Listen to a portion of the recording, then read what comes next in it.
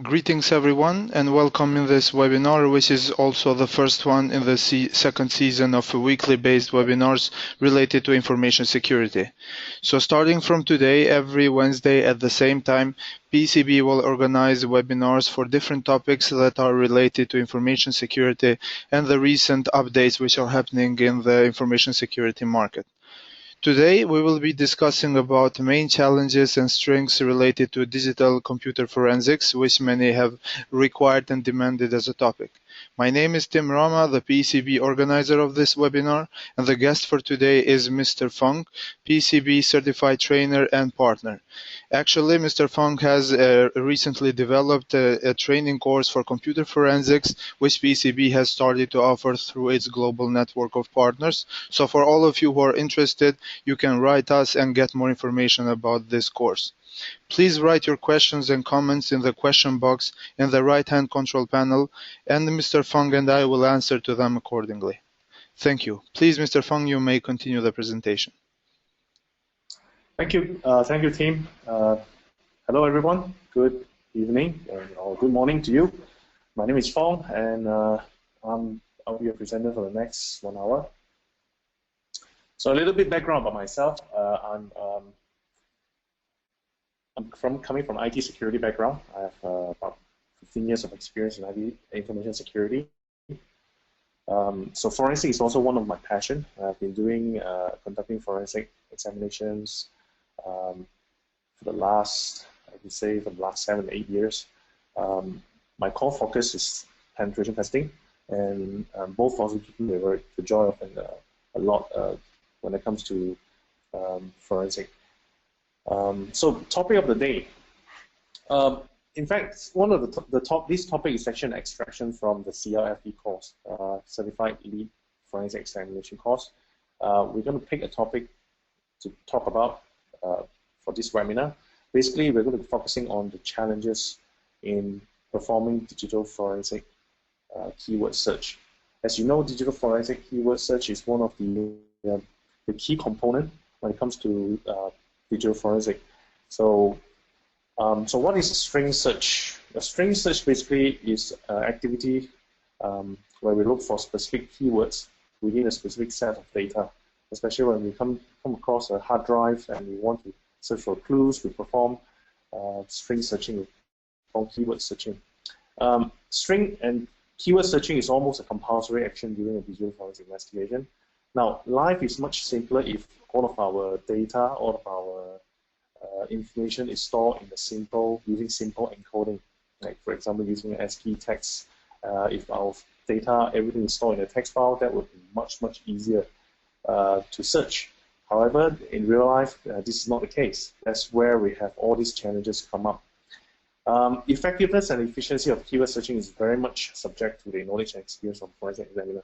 That's the reason why we need to understand what are the challenges when it comes to keyword searching, and what are the roadblocks that we need to overcome in order to perform effective keyword search.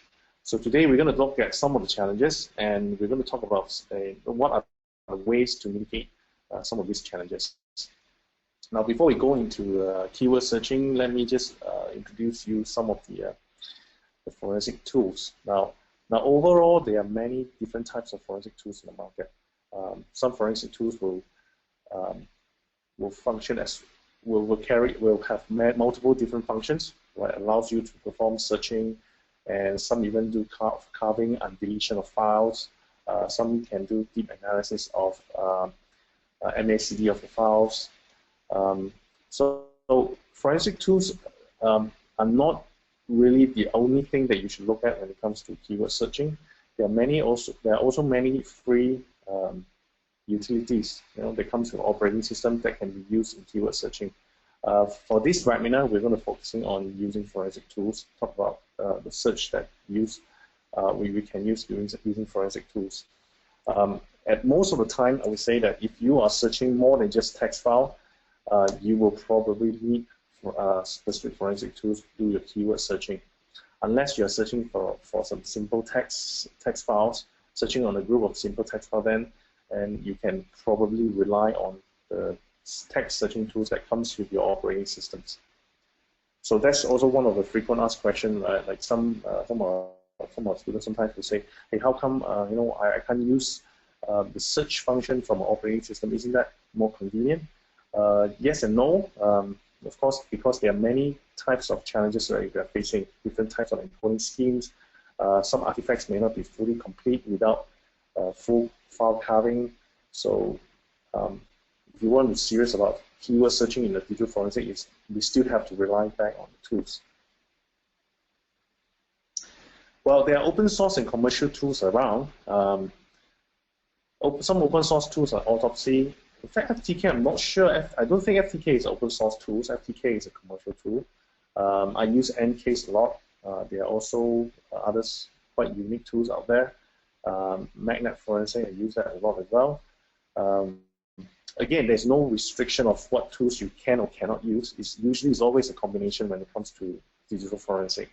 All of these tools are able to do keyword searching. Like for example, if you want to experience free tools, you can probably try Autopsy. Autopsy can do quite basic keyword searching as well. So I encourage everyone to try to download this and give it a go. Right, so let's talk about keywords, the challenges in keyword searching. What are the challenges out there? Now, I have separated the challenges into two categories. One is called logical challenges, another one is called technical challenges. Now, what are the logical challenges? One very common obstacles that we forensic examiners will face is the language. For example, if any native English speaker, if you are going to work on an operating system that uses English, then you shouldn't have any problem. But if you are given an operating system that's totally in a different type of language, for example, if you're a native English speaker and you are given a Arabic version of Windows 7, right? So that will give you obviously immediately will give you a challenge when it comes to forensic investigation. Not to mention that how to pick the right keyword to search on this system. The second logical challenge that usually what we will face is choosing the right keywords. So what consists of a good keyword? This is also a very subjective topic. And later on, we're going to share with you a scenario. And based on this scenario, we'll try to discuss about what could be the best keyword to search for in order to investigate a case. And the third logical challenge that we can see is that when we perform the search, do we search for the keyword or do we search for the pattern of the keyword? That means whether or not to use regular expression during our search. A regular expression, let me just give a very simple explanation here. A regular expression is basically a formula for you to search based on the pattern of the keyword instead of the keyword itself. We are not going to cover a regular expression in depth here, but there's something that you should be considering when you perform a keyword searching. Most of the time, you will quite likely to be using a regular expression in order to provide a broader coverage for the keyword search. Okay, now let's look at some of the technical challenges that may affect the effectiveness and efficiency of our keyword searching. One of the great technical challenges that we forensic examiners will always face is the encoding schemes. What is an encoding scheme? In computing, a character encoding is used to represent a repertoire of characters by some kind of encoding systems. For example, if you have probably heard of ASCII, ASCII. ASCII was introduced back in the 1960s. It is still being widely used here. All right, ASCII is a 7-bit encoding scheme. It's using 7-bit to store a character, to represent a character. Now, the problem with different encoding schemes is that if you're performing a search on a file that a group of files that are encoded with ASCII and using ASCII search, that's fine. You should be able to locate the keywords that you are searching for.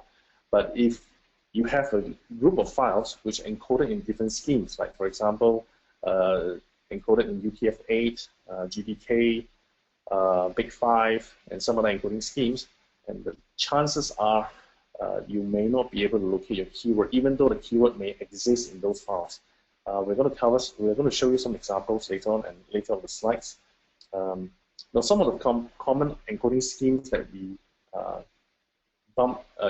quite frequently bump into it are UTF-8, UTF-16, and even UTF-32. ASCII, yes, of course, we have still come across many ASCII encoded, but also bear in mind that if you are investigating or if you are working on a language-specific operating systems, do take note on the native encoding schemes that are used by the native operating systems. I can give a very good example. For example, if you're working on the simplified Chinese Windows operating systems, right, you should take note of GBK encoding schemes. If you're working on traditional Chinese encoding schemes that is found on the traditional Chinese Windows operating systems, then you probably want to look at Big5 encoding. So different encodings, different native encodings live on different operating systems as well. The second technical challenges we are quite commonly found are non-readable text. For example, if you are searching for a keyword and if the keyword was found in a picture, for example, if the suspect scan a document and the document contains the keyword that you want to locate. However, the document, because when the document was scanned, it was not really typed or key in, then we will have a challenge in order to locate that particular document which contains the keyword. This is also commonly, we also commonly come across these kind of situations where if we are working on a system where they have a lot of scanned documents, a lot of these scanned documents may not be able to allow the forensic examiners to extract keywords. Of course, these are the challenges. There are also ways that we will do to bypass that, to overcome that. Some other technical challenges: compressed files. If you are searching a file that was compressed together with some other files, now when a file is being compressed, obviously the original texts are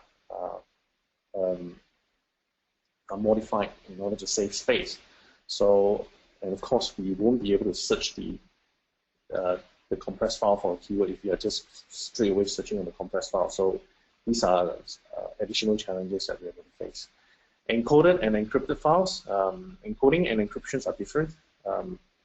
Basically, if the files that we are searching for are encrypted, obviously we won't be able to locate the keywords that we are looking for. That also, encryptions usually is one of the biggest technical challenges we face nowadays, because we come across many encrypted hard drives, we come across many encrypted thumb drives. So there are countermeasures that forensic examiners can use in order to overcome this. But again, the encryption is still one of the biggest challenge when it comes to keyword searching. There are a few more we're going to cover shortly in the next few slides. So moving on, we're going to share with you a scenario. Basically, let's move on to the next slide. Right, let's look at the logical challenge first. How to pick the right keywords. Now, here's a scenario. I presume everyone here heard of SpongeBob SquarePants. Basically, it's one of the favorite characters from my daughter's. It's one of my daughter's favorite cartoon. So anyway, if you are familiar with SpongeBob SquarePants, basically, in the story, SpongeBob SpongeBob is working in a restaurant called the Krusty Krab. You know, SpongeBob is a fry cook. He works in a restaurant, and the restaurant is owned by Mr. Krab. So there is a creature called Mr. Plankton. Mr. Plankton is always eyeing on Mr. Krab's secret formula. You know, Krusty Krab is a very successful restaurant, and the only thing that being sold in Krusty Krab is something called a Krabby Patty. It's a burger that is so famous, and Mr. Plankton is always eyeing for the secret formula for Krabby Patty. Now, by using this scenario, all right, the Krabby Patty was stolen from Mr. Krab. Mr. Plankton, assisted by Squidward. Squidward is one of the assistants that who works in crusty crab. So Mr. Plankton, assisted by Squidward, was believed to be mastermind of the entire operation, who secretly sneaked into Krusty Krab. I mean, Mr. Plankton secretly sneaked into Krusty Krab when Mr. Krab was away for vacation. Now, the personal computer of Mr. Plankton was seized, and you were tasked to search for clues in the computers. Now, what could possibly be the keywords to search for? If you are the forensic examiners, you have got hold of Mr. Plankton's computer, and you suspect that in the computer they may have clues that Mr. Plankton actually has or had stolen the secret formula of the Krabby Patty. So in this case, what would be the proper keywords to use?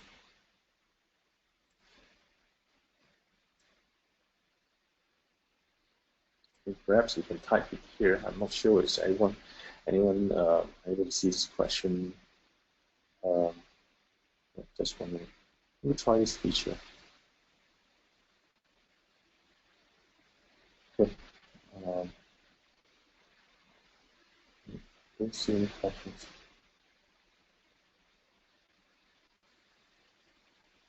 All right. It's okay. Let's move on this. I'm not familiar with this WebEx interface. Anyway, what are the good keywords to use when when you are tasked to search on the laptop for of Mr. Plankton? Now, some ideas. I would probably search for Krabby Patty.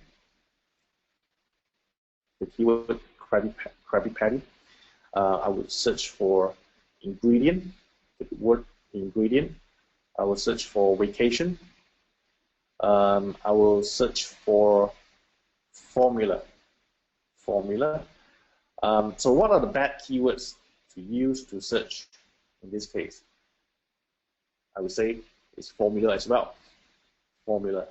So it's very subjective when it comes to cases, any forensic cases. That the forensic examiner, you have to understand the whole background of the story. If you're unfamiliar with the background of the case, that also presents another form of challenge for you to pick the right keywords to start with.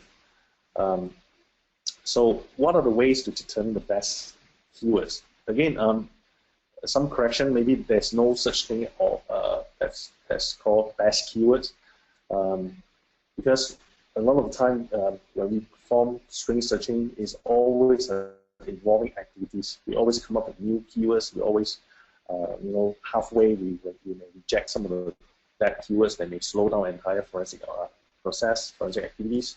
So it is usually an ongoing process when we perform a string searching. We will look at the results returned, do immediate evaluations, and decide if we pick the right keywords or if we need to, substitute the keywords with some other keywords to search on forensic artifacts. So determine the right keywords. Usually you need to be familiar with the case background. So before even you start keyword searching, you have to have an idea what is the case about. What is the background of the case. Sometimes you really need to understand some jargons of the industry, of the case, of the case that you're working on. Again, it's also very much depending on the past experience and knowledge about the case background. Some of the tips to use is avoid generic words. Right? Avoid words like, let's say in our case, secret formula. We probably will not use the word secret, or maybe it will work, but I will probably look for something else. I wouldn't be looking for a file name secret formula, right? And at the same time, we need to determine what kind of artifacts are we going to search. Are we going to search on emails of the Mr. Plankton's emails? Are we going to search on his documents, his chat logs, his internet surfing activities? What are the things that we're going to search when we perform a keyword searching? So some other things that we need to decide. And the best thing is if you are working with a team of forensic examiners, use a mind map tool to brainstorm before you conduct the search, because string searching can be very time consuming. So you want to pick the right keywords that are relevant, something that's relevant to the case to do your search, and you should always have a strategy to update your keywords. Like for instance, if you notice that some keywords are really not turning out any positive results, then you have to have a strategy to replace that keyword with something else, something more relevant.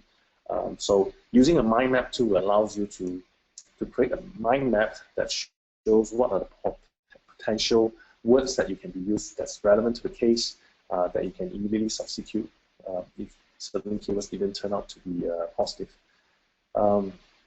So what are some of the generic keywords that forensic examiners will usually want to avoid, right? Let me just suggest a few. Some generic keywords that we usually do not search on are things like confidential,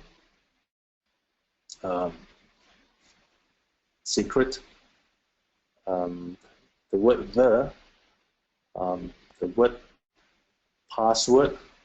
Again, this is kind of a very subjective topic, but this is just based on my personal experience.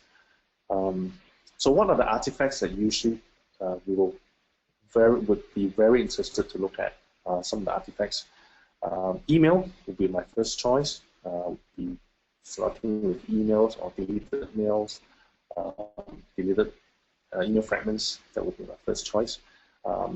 In this case, I will be very interested to look at chat logs, any deleted chat logs, Skype messages that can be found on the system, and of course the Office documents, any Word files, Excel that may or may not be relevant to the case, but I will definitely be starting from looking at these kind of artifacts. Operating system files, probably not in this case, but Office documents, emails, chat logs, yes, those will be my first priority when you perform the search.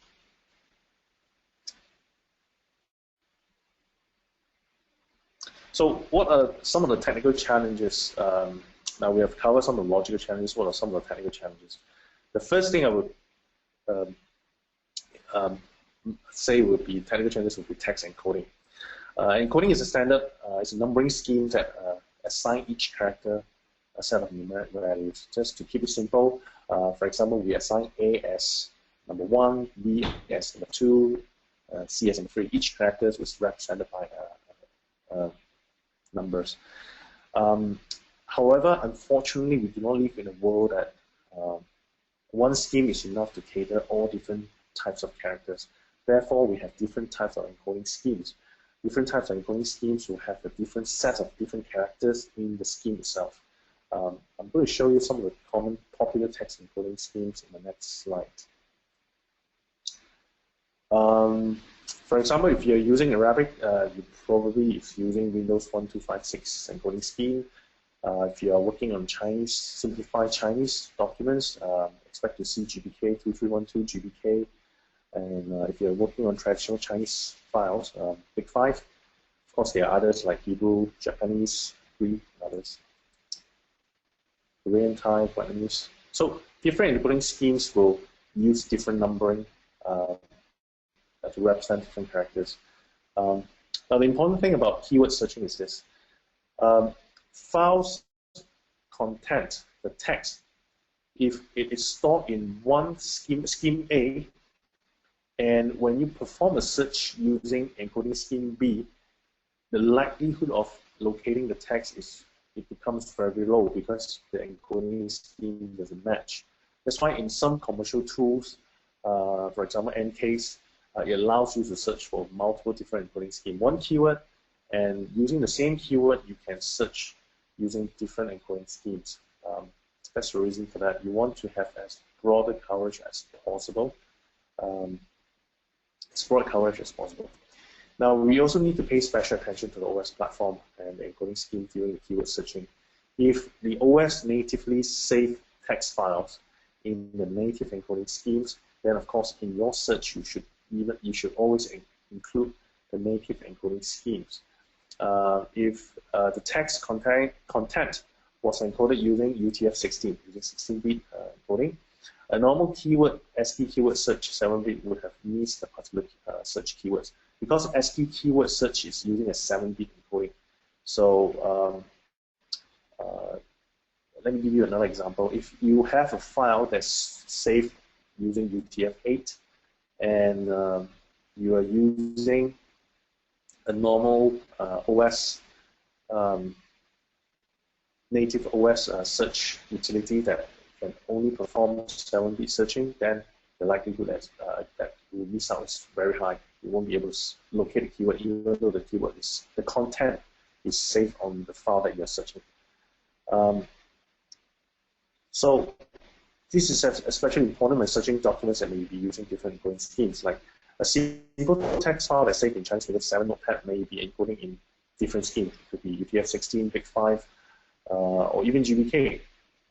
So as forensic examiners, we have to understand the case, like I said, back to the very beginning, what kind of language does the case is about, and what kind of encoding schemes that we're going to use when perform keyword searching. Right, let's look a little bit deeper about the keyword encoding schemes. Now, if you can, please look at the two files here. One is called UTF-8.txt, another one is called UTF-16.txt. Both looks the same, except for the for the UTF-8 and UTF-16. Both looks the same. They are both text files created using a Notepad. In this case, was TextMate in the Mac OS. So if you look at them, literally they look the same. The content, they are text files. However, when it comes to forensic, keyword searching, things are very different because it's the way how the encoding schemes work.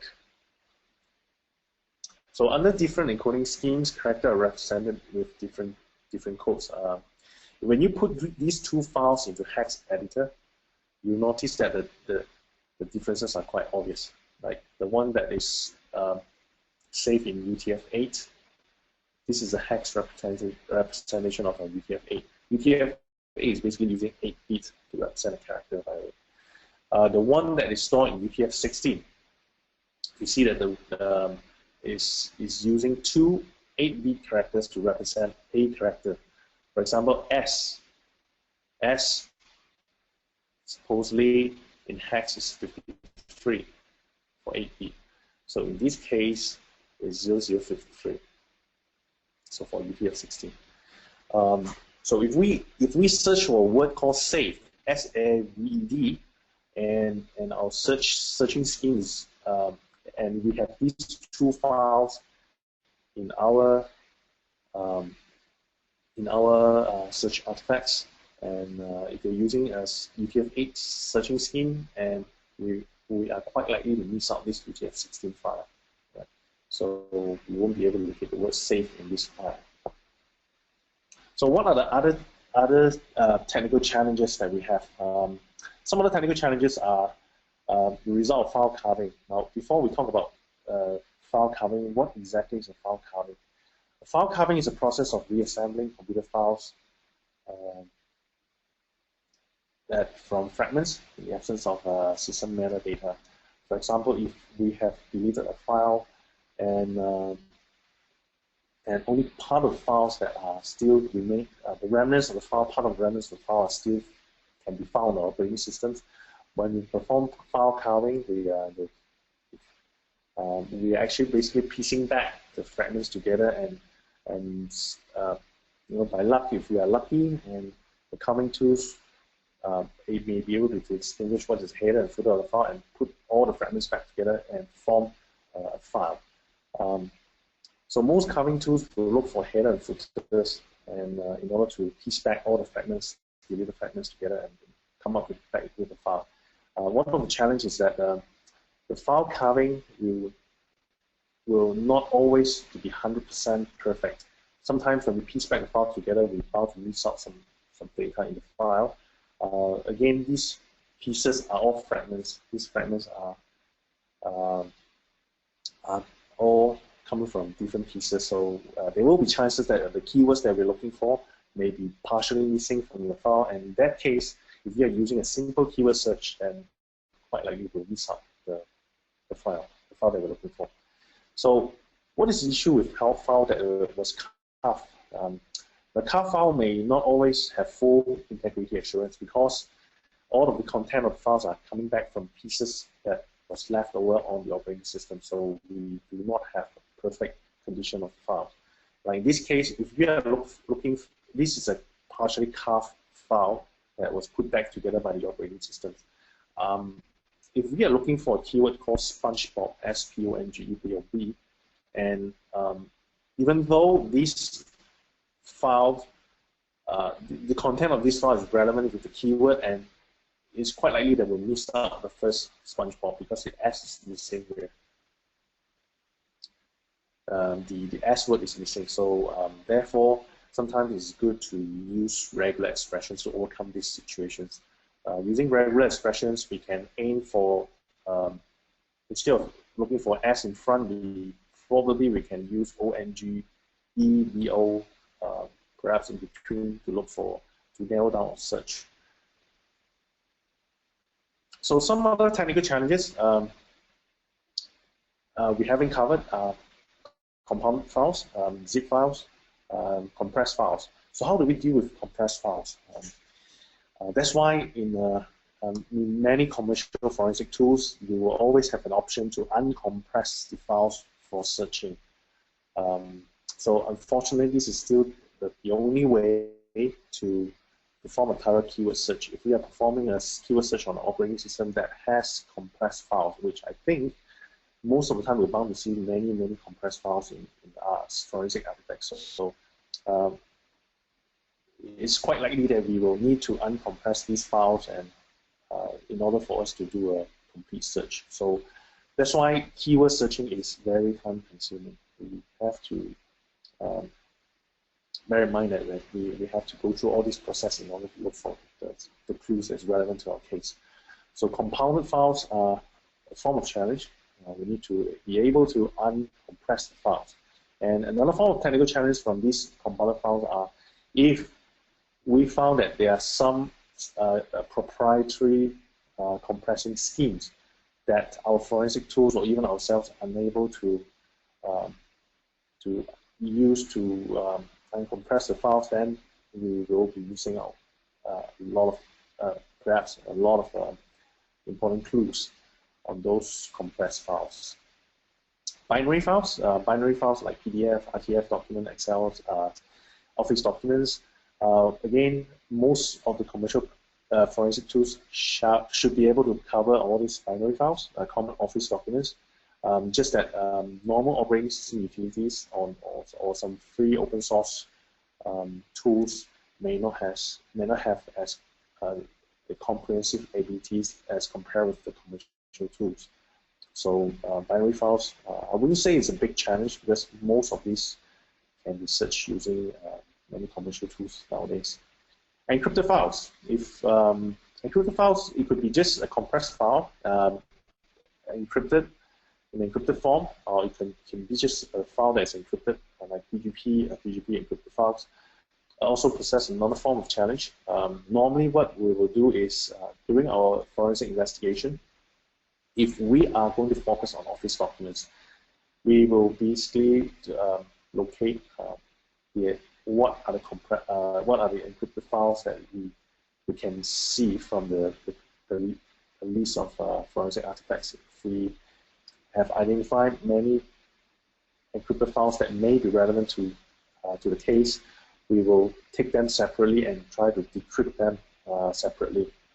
Again, because nowadays the commercial operating system, some of them will come with plugins that allows you to perform decryption on the fly. So you can also make use of those. But again, in real life, some of the challenges that we face when it comes to encrypted files is that sometimes we do not even know what kind of encrypting schemes is used by the owner to encrypt the files. That will also give us another form of challenge if we want to do a proper keyword search. There's some common asked question is that is there a way for us to decrypt zip, RAR file or decrypt PDF files?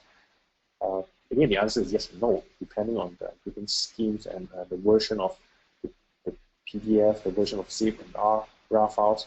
So sometimes it's easy to decrypt, sometimes it's difficult. So encryption is always the biggest challenge in forensic investigation, not just for keyword searching, but many other things.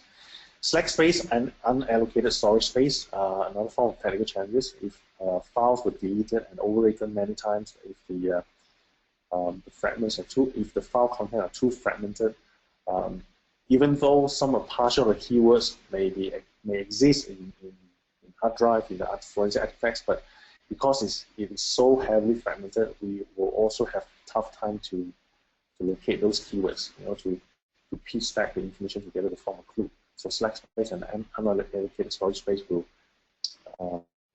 is also one of the areas we want to search.